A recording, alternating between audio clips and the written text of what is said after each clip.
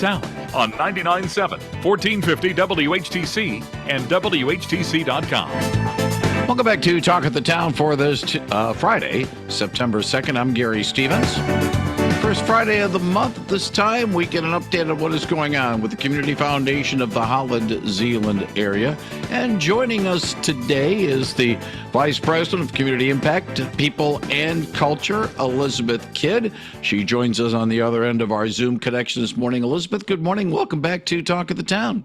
Good morning, Gary. It's great to be here with you today. Glad you are with us. You have a question about the Community Foundation. Elizabeth would be happy to answer it at 616-395-1450, 616-395-1450. One thing that you are definitely involved with is competitive grants. The foundation has issued its second round. Tell us a little bit about some of the organizations that are going to get a little boost from the efforts of the CFHZ. Yes, it was another great round of grants for us. You know, the community continues to see really innovative and creative efforts come forward from our nonprofit partners, community partners to address some of the needs that are most top of mind for residents and just challenges that our community continues to see. One of which I know many folks are aware of is around affordable housing. And we were excited to partner with an organization called Heights of Hope, which serves the Holland Heights neighborhood, which is really kind of bordered by You've got 31, you've got 16th Street, 8th Street, and this area is one that this nonprofit, Heights of Hope, which includes a partnership with 2 neighborhood churches, has really worked to invest in that neighborhood, to build relationships. Several years back, we worked with them to purchase a unit to develop a community center, to have a shared space for gatherings, community events, to have cooking and meals together.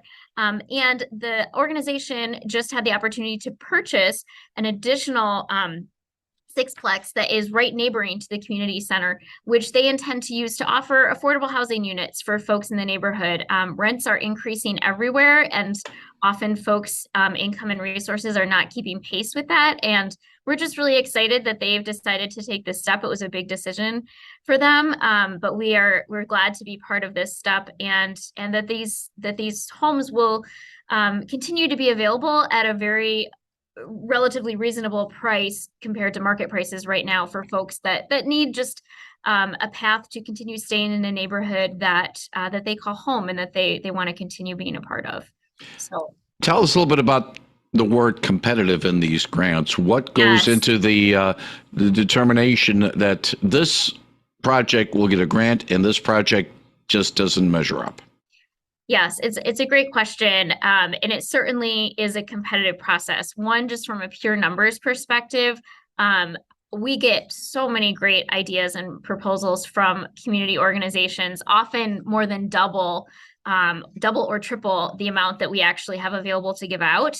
So it's competitive in the sense that our committee has to frankly say no to some really great ideas, but to try to prioritize what they feel like is going to be most impactful and what best aligns with our guidelines. So we really look for seasons of growth and change in an organization where extra resources from the Community Foundation can really accelerate the momentum of an organization's work to take them to the next step, the next chapter, both in terms of them and how they show up for the community as an organization, but also in the issue areas that they're working in.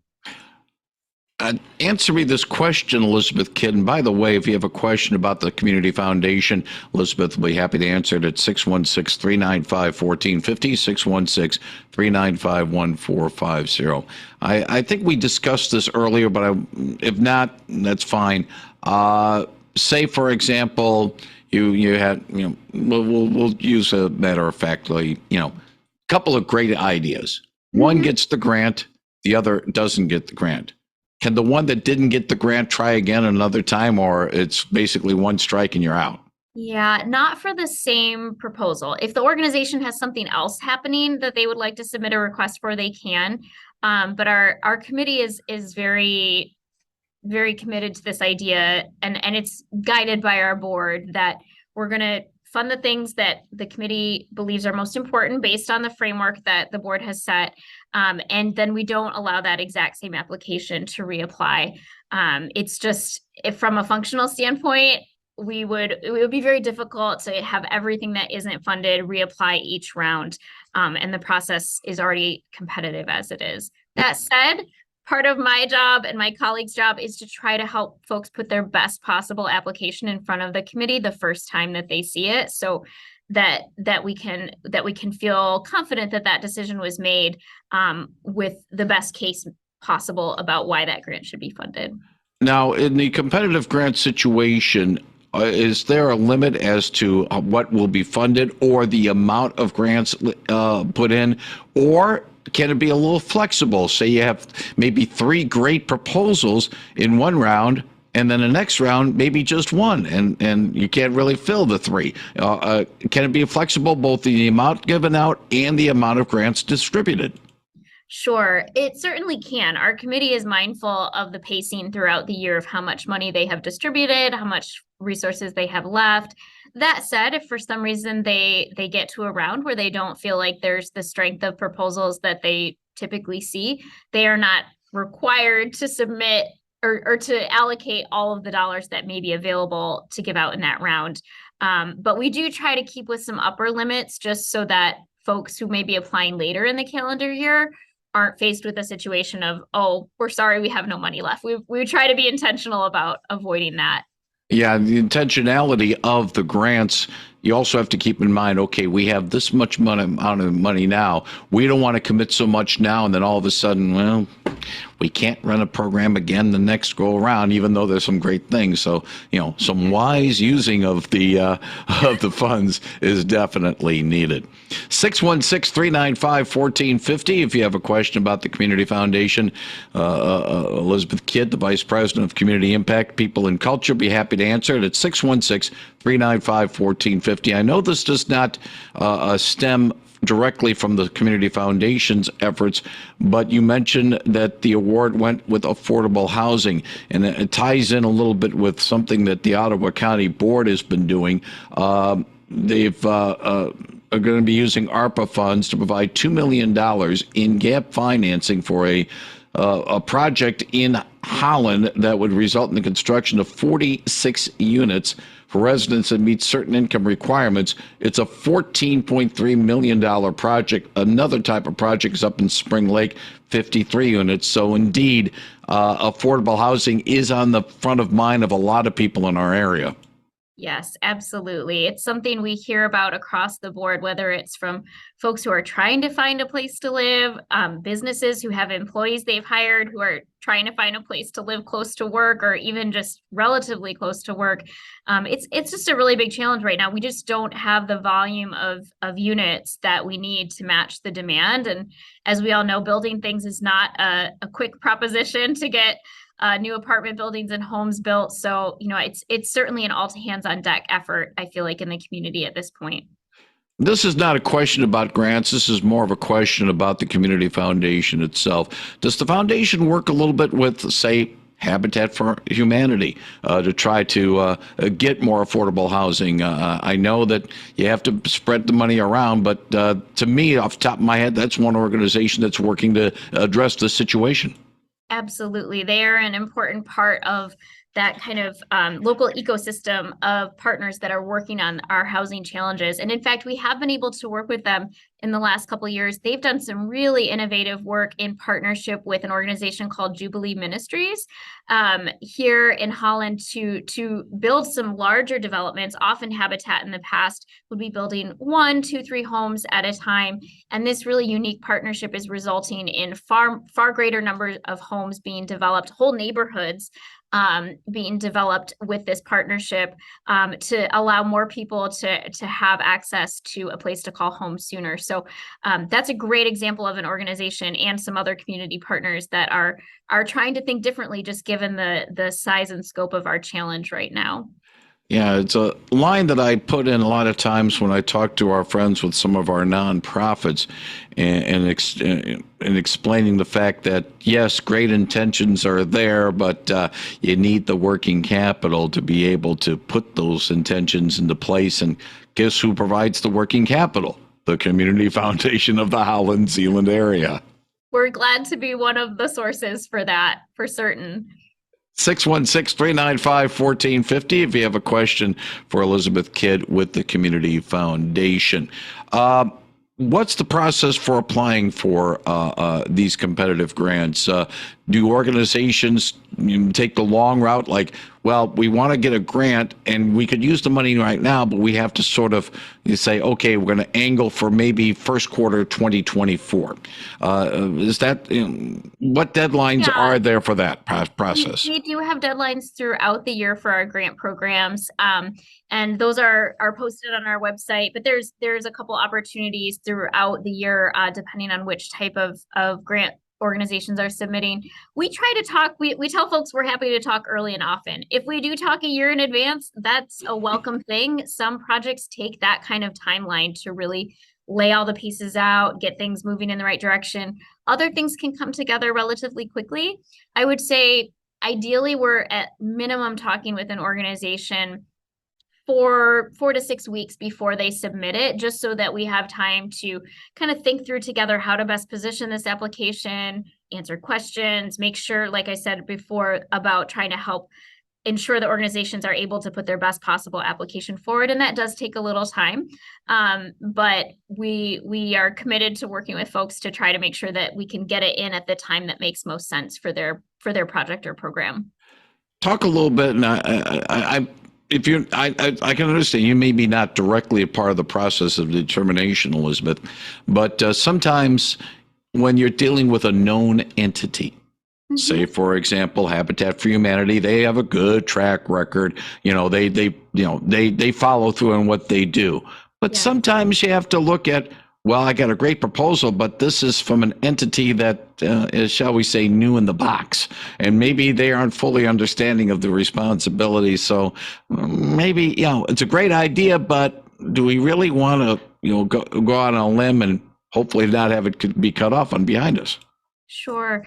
No, I think one of the things I would say about being a community foundation is we're committed to working with really any partner who is doing work in the community, and at least exploring whether it makes sense to partner through one of our grant programs. And those are the types of questions that our committee does wrestle with, especially when an organization is brand new, or sometimes we have a program coming to the community that previously wasn't doing work in our community. In fact, this grant round, we have a great example of that with the Women's Resource Center. They've been doing this work, working with women coming out of incarceration in Kent County, and are now working in our community, and we made a grant to them. And some of the things that we look for when we are working with a partner for the first time is seeing, have they made those local connections? In this instance, Women's Resource Center is working with the county jail. They're working with the sheriff's department, all here in Ottawa County. And we have the opportunity to hear from those local partners, hey, we want to see this happen. We want them to come do this work. We're excited to partner. We think it's going to lead to better outcomes. That's really important for us. We aren't interested in trying to force our local partners to work with a new program or new organizations if that desire isn't there. So if we don't know that, we work really hard to understand whether this is something that our local partners are wanting to see addressed or brought to the community. One of the questions that we like to ask our guests, especially if it's the first time around, exactly what their title is and what it involves. Now, you've been with us before, Elizabeth, but the title of your responsibilities with the Community Foundation, Vice President of Community Impact, People and Culture. I find that intriguing. Tell us a little bit about exactly what you do and what responsibilities you have with the foundation. Sure. No, it's a little bit of a long title that has grown over the years, but the community impact side of it really refers to working with our board, our committees, our nonprofit partners to really think about how do we leverage the Community Foundation's unrestricted resources, which we call our communities endowment, for maximum community impact. And that involves every single year we're talking with our board, we're listening to what emerging needs are in the community, setting our strategy, implementing it through our grant making programs and through other efforts. So that's kind of the community impact side. Alongside that, I have a more internal facing role around people and culture. And that really has to do with thinking about how we build and care for our team of staff here at the Community Foundation. So it's everything from leading hiring processes, onboarding new teammates. We recently had a team member retire, so making sure that we celebrated and honored her for her work well. At the same time, bringing on a new teammate and all the work and steps that involves to do that. Also, just through the course of life, really making sure we're thinking about how we take care of the folks who work here, from the sense of us caring about each other in terms of the work we need to do and deliver on for each other and for the community and the organization, but also as people, celebrating the happy things, supporting folks when tough things happen in their lives, and just being the lead person on staff who it's my job to think about those things, make sure we're being thoughtful. We have a plan that it's not everyone's wondering, who's going to do this or who's going to think about this. It's my responsibility. Certainly others participate in that, but we try to be pretty thoughtful about how we approach that. And we know that talent is difficult to come by these days, and we're really grateful to have an amazing team and wanting to make sure we continue to invest in them, be strategic about how we do that, and create a work environment that folks can thrive in and are excited to participate in. It to be a little bit more of the secular type. Secular is a bad word, maybe, but there is a term that has become a little tough on people: human relations. And having a son that's involved in that as a profession, he sees the ugly side of it, where you have disgruntled employees who are mad with their bosses and they take out their anger, and he's got to face that. Your job, I think, more than anything else, I like the way you phrased how your responsibilities are with the CFHC, is that you want to make sure it stays as a team and not just employee and employer relationships. It's a little bit different than with the organization like a foundation it is, and maybe in a private entity such as a regular business. Sure. And we are a small team. There's 11 of us on the staff, and there are things that are feasible to do and ways to structure things as a team of 11 that, if you're running a company of 50 or 500 employees, may be much more difficult. That said, we do learn a lot from our for-profit and private sector organizations locally and beyond, just about what they're doing as best practices to support their employees. And it's a constant learning curve to keep up with what the best practices are. And to your point, to try to get ahead of some of those issues that can develop in the workplace. How do we create an environment where we're trying to proactively, make sure that if there are any issues, we're addressing them in a healthy way, hopefully before they get to a real crisis point, and just trying to stay out in front of that as best we can. It's appropriate to talk about that on this Labor Day weekend. So the timing for you joining us, Mike Gorehouse, I hope you're enjoying your vacation. Normally Mike joins us here on Talk of the Town. One final thing, and I know that all involved with the team is also involved in making sure that the Community Foundation has the capital resources to be able to provide competitive grants such as what you're involved with, or other things that the foundation does. People can help. Obviously, the foundation does have corporate givers, and that certainly is important, but also our listeners can be a part of the foundation as well. How can they do that? Absolutely. All they need to do is they can go to cfhz.org, and there's a Give Today button. Explains a bunch of different options if you're interested in getting involved. That said, if you're interested in getting involved and you want to just understand what might be a good fit for your interests about giving back to the community, getting involved with the Community Foundation, we are always happy to talk with folks. You can give us a call at 616-396-6590. We have team members that this is their work. They love to talk with people about their giving, both how they can get involved in the Community Foundation and just why they're passionate about giving back to their community. And Elizabeth, just repeat the phone number again. Sometimes people don't get it real fast. Of course. Yep. Our phone number is 616-396-6590. She is Elizabeth Todd. She is Elizabeth Todd. Oh boy. Boy, am I dating myself. Elizabeth Kidd is the Vice President of Community Impact to People and Culture with the Community Foundation of the Holland, Zeeland area.